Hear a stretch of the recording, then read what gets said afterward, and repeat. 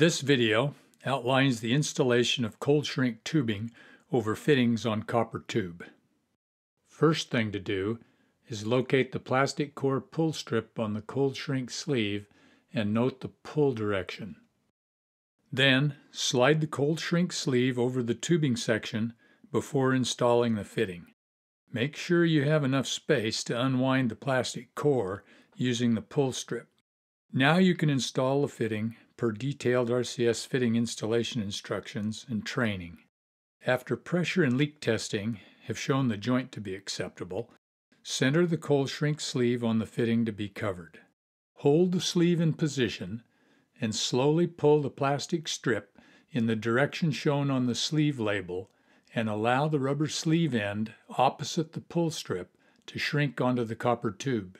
Keep pulling the strip until the entire plastic core is removed and the rubber sleeve has shrunk full length on the copper tube and fitting.